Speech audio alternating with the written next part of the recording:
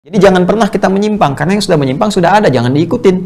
Ya, karena setan sudah berikrar, ya, dan dia sudah berkomitmen kepada Allah untuk menggoda, makanya dia akan tularkan. Ini lebih bahaya daripada COVID nih. Fusuk ini. Fusuk menjadikan orang menjadi fasik. Oh, hati-hati ketika la yasqa qaumin qaum, jangan saling cela. La yabtab ba'dukum ba'dha, jangan bergosip. Okay. Assalamualaikum Ustaz. Waalaikumsalam warahmatullahi wabarakatuh. Ingin bertanya, di terjemahan Al-Quran dijumpai kalimat orang fasik. Apa sih fasik itu? Lalu apa bedanya jahil, fasik, dan munafik? Apakah ketiganya berkonotasi sama? Terima kasih. Semangat memahami Al-Quran dan semoga Ustaz dan juga orang-orang saleh di belahan bumi manapun selalu dalam keadaan sehat dan selalu dalam lindungan Allah Subhanahu wa taala. Amin. Semoga Allah juga memberikan perlindungan kepada Anda dan kebaikan dan lebih daripada apa yang Anda sampaikan. Baik, fasik. Pertama fasik. Fasik itu orangnya, ya. Perbuatannya disebut fasak. Fasaqa yafsuqu, ya, fusuqan fahuwa fasiq. Ya. Fasaqa yafsuqu fusuqan atau fisqan fahuwa fasiq. Bi'sal ismul fusuq ba'dal iman, dari fasaqa. Fasaqa, orang yang disebut fasik.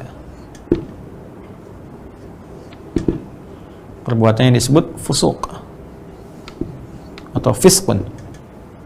Nah, lihat sini. Ini kata kerjanya, verbnya, infinitifnya. Fasaqa. Nah, untuk memahami kata fasak, kita cari lawannya. Ya. Bima'rifatul diddi yu'raful ma'na. Dengan mengetahui lawan, ya, kita bisa mengetahui hakikat dari kata yang ingin kita pahami. Apa sih artinya kecil itu? Lawan kecil apa? Besar. Oh, kalau kita tahu artinya besar itu berarti ini lawannya. Fasak itu lawannya di ta'. Ya.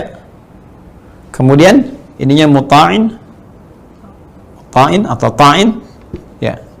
Ata'a, muti'un atau muta', ini ta'in aja, ya, biar sama ininya 3 huruf. Kemudian ininya ta'atun, ya. Wa huwa ta'in wa dzaka muta'un. Ata'a yuti'u muti'un, ya. Ta'a. Jadi bahasa Indonesia diserap ke dalam bahasa Indonesia ditaat. Nih, ta'atun. Ya, kita sifat kata apa namanya? Kata bendanya ta'atun, taat. Ya. Ya, taat itu sederhananya mengikuti semua perintah yang disampaikan. Ya, taat patuh pada setiap ketentuan yang disampaikan. Ketentuan itu bisa perintah, bisa larangan. Ketika kita mengikuti perintah, menjauhi larangan disebut dengan apa? Taat, ya. Perhatikan baik-baik teman-teman sekalian. Ya. Ini kalau kita ambil bentuknya di Al-Qur'an sering menggunakan bentuk muta'addinya. Ata'a yuti'u. Ya. Ata'a yuti'u, orangnya disebut dengan muti'ah. Supaya ketemu ada yang namanya muti'ah. Ya, muti'ah itu asalnya muti'ah asalnya. Ya, muti'atun, orang yang taat, yang patuh. Ya, muti'ah misalnya banyak teh. Banyak ya. Muti'ah hatta, muti'ah hafid, muti'ah macam-macam. Ada muti'ah misalnya Abdul Muti'ah, yaitu hamba Allah yang taat. Saya ambil kata ata'anya supaya ketemu ininya. Ya. Taat sifatnya taat, patuh pada setiap ketentuan, bisa perintah, bisa larangan. Nah, lawan dari taat itu fasak namanya, menyimpang dari ketentuan, menyimpang. Kita diperintahkan oleh Allah salat, kita salat, diminta puasa, kita puasa, diminta zakat, kita zakat, diminta jangan bermaksiat, kita tinggalkan maksiat, itu taat. Nah, siapa yang menaati Allah seperti itu, maka Allah akan berikan hadiah di akhirat nanti dengan hadiah yang terindah, bahkan berpotensi dikumpulkan dengan orang-orang saleh, para syuhada, orang baik, bahkan para nabi. Itu ada di Quran surah keempat ayat 69. Wa may yuti'illaha wa rasul fa ulaika ma'al ladzina an'ama Allahu 'alaihim minan nabiyyin was-siddiqin wasyuhada'i was-shalihin wa hasuna ulaika rafiqa. Ya, dzalikal fadlu minallahi wa kafa billahi 'alima. Jadi ini karunia Allah yang sangat besar. Kalau kata Allah, kalau mau cari teman yang baik-baik. Ya, cari yang soleh-soleh, yang taat-taat, kan? Mau cari suami yang taat, cari istri yang taat, ya? Cari teman-teman yang taat, cari teman di kantor yang taat, yang mampu mendekatkan diri kita kepada Allah. Nanti di akhirat akan dikumpulkan dengan orang-orang baik ini, termasuk dengan para nabi, khususnya Rasulullah Shallallahu Alaihi Wasallam. Nah, lawan dari ini taat, ini fasak, menyimpang. Nah, makhluk pertama yang menyimpang dari ketentuan Allah itu jin, ya, yang tinggalnya bahkan bersama malaikat. Ya, itu disebutkan di Quran surah ke-18 Al-Kahf ayat 50.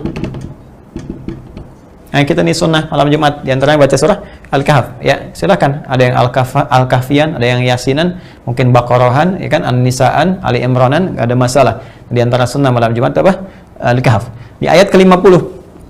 Nah, ada makhluk namanya jin. Jin ini itu taat tadinya, taat sekali beribadah pada Allah, ibadah. Cuma ketika diciptakan Adam alaihissalam dan Adam diberi tugas menjadi khalifah di bumi, pemakmur bumi, pembawa risalah misi dari Allah Subhanahu wa taala, dan diberikan kelebihan banyak hal termasuk pengetahuan, dia iri, dengki, sehingga sombong, nggak mau hormat kepada Adam. Ketika Allah perintahkan untuk sujud, semua sujud hormat, bukan sujud menyembah tapi hormat. Ketika hormat, ini nggak mau dia, jin ini, ya nggak mau karena sombong. Nah, taat ini ketika dia menyimpang, diperintah sujud, perintah, ada ketentuan, dia melawan, nggak mau, ya maka kalimatnya fasak, dia menyimpang. Maka disebutkan di Quran surah 18 ayat 50, wa idh qulna lil malaikati isjudu li adama fasajadu illa iblis kana minal jinni fafasaqa an amri rabbi. Ketemu tuh kalimatnya, fafasaqa, fasak. Ya, ketika kami perintahkan kepada kalangan malaikat dan sebagian jin yang hadir pada saat itu untuk hormat kepada Adam, semua sujud hormat kecuali iblis. Siapa iblis ini? Kana minal jinni, termasuk kalangan jin. Ya. Kana minal jinni, termasuk dari kalangan jin, ya. Bukan jin dan jun, itu bukan, kalangan jin yang asli, ya. Fa fasaqa. Nah, maka dia menyimpang. Nah, lawan dari menyimpang itu taat. Jadi artinya jin ini tadinya taat. Jadi ibadah taat, cuma menyimpang saat itu fasak, keluar dari ketentuan Allah Subhanahu wa taala. Ya, fa fasaqa an amri rabbi. Kenapa dia menyimpang? Nanti kalimatnya tafsir lagi di Al-Baqarah di ayat ke-34, ya. Dengan kalimat yang sama pembukanya. Wa idh qulna lil malaikati isjudu li adama fasajadu illa iblis aba. Dia enggak mau, ya, sujud hormat kepada Adam, dia menyimpang. Kenapa? Wastakbar, karena sombong. Dia menyimpang, nggak mau sujud hormat. Kenapa? Karena sombong. Aba wastakbar. Kenapa sombongnya? Apa sih yang terjadi dengan dia? Gimana kesombongannya? Tafsir lagi di Quran surah ke-7 Al-A'raf ayat 12 tuh. Dari 11, 12, 13. Di ayat 12 itu jelas. Qala ma mana'aka alla tasjuda idh amartuk. Hey, iblis, kenapa kamu nggak mau sujud hormat kepada Adam ketika aku perintahkan? Ini bukan sujudnya, kata Allah tuh, ya. Ini perintah aku, ini perintah, bukan masalah sujudnya. Kamu nggak sujud tuh nggak penting, tapi ini perintah saya. Kenapa kamu menyimpang? Apa jawabannya? Qala ana khairum minhu. Ya Allah, aku lebih hebat dibandingkan dengan Adam. Khalaqtani min narin wa khalaqtahu min tin. Kau ciptakan aku dari api, kau ciptakan dia dari tanah, nggak level. Api harus hormat kepada yang rendah. Wah, udah deh. Maka dikuasailah dia oleh keburukan. Tertutup yang baik-baik tadi. Ini yang taat-taatnya hilang, tertutup. Ya. Nah, ini kalau Anda ingin menutup yang jelek, ini misalnya ada jelek nih, jelek ditutup, ya, nggak mau terbuka itu aurat namanya. Ini ada aurat yang jelek-jelek kita nggak mau tampak, ditutup. Nah, maka pakaian yang menutupnya disebut libas. Libas itu sesuatu yang baik, nutup yang jelek supaya nggak tampil. Tapi kalau sebaliknya, ada yang baik, ditutup sama yang jelek, nutup sekaligus, balas, nutup. Maka ketika melekat pada pemiliknya disebut iblis. Kenapa disebut iblis atau bahasa Yunani diabolis? Karena makhluk ini menutup kebaikan-kebaikan yang telah ia kerjakan dengan sifat sombongnya. Karena itu sombong itu diharamkan oleh Allah untuk melekat pada perbuatan hamba. Kenapa? Dahsyatnya, jeleknya sombong ini bisa mencegah pelakunya dari taubat kepada Allah. Jadi sombong itu bisa menutup taubat. Ya. Apa buktinya? Buktinya kan Allah itu punya sifat Rahman. Jadi kalau ada hamba berbuat salah, berpotensi diampuni. Ya, mari kita lihat Adam, ya, dengan sifat kemanusiaannya sebelum bertugas ke bumi. Jadi ketika turun ke bumi, baru menjadi nabi, ditugaskan ke bumi. Di akhirat diberikan setelah pelatihan, diperkenalkan dan sebagainya. Ada sifat kemanusiaan ditampakkan. Ini loh akan terjadi pada anak cucumu. Salah kan? Ya, Adam berbuat salah. Singkatnya Adam salah. Apa yang terjadi ketika salah? Adam menyadari. Ya, berbuat keliru dan Allah memberikan tawaran untuk mohon ampunan, taubat. Ada menyadari Allah Maha Rahman. Apa yang terjadi? Ada minta ampun.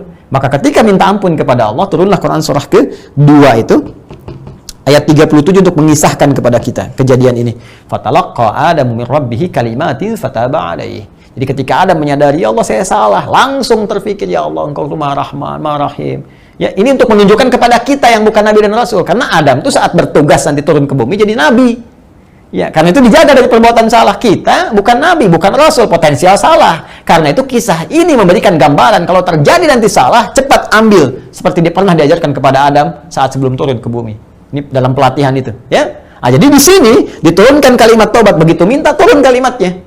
Apa kalimatnya? Itu yang di Quran surah ke-7 ayat 23. Quran surah 7 ayat 23. Rabbana zalamna anfusana wa illam taghfir lana wa tarhamna lanakunanna minal khasirin. Ya Allah, kami berbuat salah ya Allah. Kami merugi ya Allah. Kalau Engkau nggak ampuni kami rugi sampai kembali kepada minta ampun ya Allah. Tobat di sini. Tobat, tobat, tobat, tobat. Maka diharamkanlah sifat sombong. Kenapa? Karena ketika iblis menyadari Adam tobat, dia nggak tobat. Padahal Allah sudah kasih jalan. Makanya diklarifikasi. Kenapa kamu nggak mau sujud? Itu tuh gambaran, isyarat supaya bisa mengenang. Ya, bisa tahu sifat rahman Allah, bisa tobat. Dia nggak mau tobat. Begitu melihat Adam tobat, oh langsung naik. Saya akan buktikan saya lebih hebat dibandingkan dengan Adam. Maka dia minta kepada Allah. Yang diabadikan di Quran surah keempat itu. Ayat 117, 118, 119. Langsung katakan, la'anahullah, dilanat oleh Allah. La'attakhidanna min ibadika nasiban mafruḍa. Ya Allah, aku akan buktikan aku tetap unggul dibandingkan dengan Adam. Berikan kesempatan aku untuk menggoda, mengambil bagian dari anak cucu Adam, aku akan goda dia. Nah, itu yang menjadikan bagian dia, harusnya dia tobat, tertutuplah karena sifat sombongnya. Maka dia goda, ketika digoda berubahlah dari iblis menjadi setan. Ketika dia menggoda, berubah dari iblis menjadi setan. Ini asal kisahnya. Nah, perbuatan menyimpang ini disebut dengan fasak. Pelakunya disebut dengan fasik. Karena itu Allah haramkan sifat fasak dan kemudian, awas hati-hati, menjauhkan kita semua dari tipikal orang-orang fasik. Ya, melarang kita untuk menjadi bagian orang fasik dan mengharamkannya. Nah, itu. Jadi jangan pernah kita menyimpang, karena yang sudah menyimpang sudah ada, jangan diikutin. Ya, karena setan sudah berikrar, ya, dan dia sudah berkomitmen kepada Allah untuk menggoda, makanya dia akan tularkan. Ini lebih bahaya daripada COVID nih. Fusuk ini. Fusuk menjadikan orang menjadi fasik. Oh, hati-hati ketika akan sholat misalnya terus dijauh-jauhkan. Nah, itu setan sedang berdinas tuh. Dia sedang tugas tuh. Ya, Anda harus hati-hati, jauhkan. Ya, nggak apa-apa, celah aja setannya tuh. Kalau lagi kesel-kesel saya gituin, ngapain kamu Tan mau goda saya? Nggak bisa. Sedang mau sholat sekarang nih. Udah, jadi apa? Ini kalau udah diarahkan kepada yang dahsyat-dahsyat, misalnya macam-macam lah pikiran aneh-aneh, tinggalin aja, bikin teh, minum. Ya udah. Jadi kita lebih fresh lagi, lebih nyaman lagi. Itu ya. Kemudian tadi apa? Perbedaan fasak dengan mana tadi pertanyaannya? Oh ya, fasik dengan jahil. Jahil sudah saya bahas tadi. Ya, jahil itu dari kata jahala, ya jahalu, ya, jahila ya jahalu, kemudian orangnya disebut dengan jahil. Jahil itu bisa dua tadi, kadidul ilmi, tidak tahu pengetahuan, dalil hukum. Ya, seperti misalnya karena baru masuk Islam belum tahu, taunya sholat aja, sholat subuh 3 rakaat misalnya kan, karena tidak tahu besoknya dikoreksi. Atau tadi misalnya makan makanan yang diharamkan karena tidak tahu, kemudian dia berbuat jadi lebih baik. Atau yang kedua, ya sudah tahu itu salah dia kerjakan, ya karena ada potensi nafsu tadi, maka dia kembali kepada Allah untuk bertobat, yaitu jahil.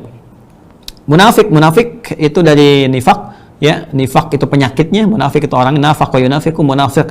Munafik itu seperti pernah kita bahas dan kita masih dalam kajiannya, adalah orang yang dia terkena penyakit nifak. Jadi munafik itu orangnya. Munafik orangnya, penyakitnya disebut dengan nifak. Apa penyakit nifak itu? Yaitu penyakit yang menggerogoti ke dalam jiwa ya manusia, yang bisa mengikis sifat-sifat takwanya yang tampak pada hal yang tidak konsisten antara lisan dengan keadaan hati dan perilakunya. Ya, jadi kalau Anda mendapati hal yang tidak konsisten antara lisan dengan perilaku dan keadaan hatinya, itu disebut dengan munafik. Ya, misal lisannya berkata, ini saya tidak melakukan ini, padahal perbuatannya dia mengerjakan itu, ya. Nah, itu tanda munafik yang pertama, idza hadatsa kadzaba, ketika dia bicara dia berdusta. Atau hatinya pun nggak sepakat, dia mengatakan di lisannya, ya saya juga peduli kepada umat Islam, saya peduli juga, saya juga muslim, saya juga macam-macam misalnya, tapi hatinya muncul atau perilakunya ditunjukkan dengan celaan, dengan bertentangan hukum-hukum Islam dan sebagainya, dia termasuk kalangan orang yang munafik. Dia mengatakan muslim tapi mengatakan semua agama itu sama, itu ciri juga kalangan nifak atau munafik. Itu penyakit yang paling berbahaya, dan itu dalam bahasan kajian tafsir kita masih di Quran surah kedua Al-Baqarah. Kemarin kita baru sampai ayat ke-15. Itu masih panjang sampai ke ayat 20 pembukanya, baru ke sana nanti kita teruskan. Jadi secara kesimpulannya, fasak atau penyimpangan, orang menyimpang disebut dengan fasik. Kemudian penyimpangan disebut dengan maksiat, atau perbuatan yang disebut dengan fusuk. Kemudian jahil itu bisa diddul ilmi, orang yang tidak tahu tentang hukum atau pengetahuan tentang sesuatu, atau sengaja berbuat yang salah karena dorongan nafsunya kemudian dia bertobat. Kemudian kalau munafik adalah orang yang tidak konsisten antara keadaan lisan dengan hati dan perilakunya karena penyakit yang menggerogoti hatinya. Jadi bukan ke fisik tapi ke hati. Ya, Quran surah kedua ayat 10, fi qulubihim marad fazadahumullahu marada. Demikian saya kira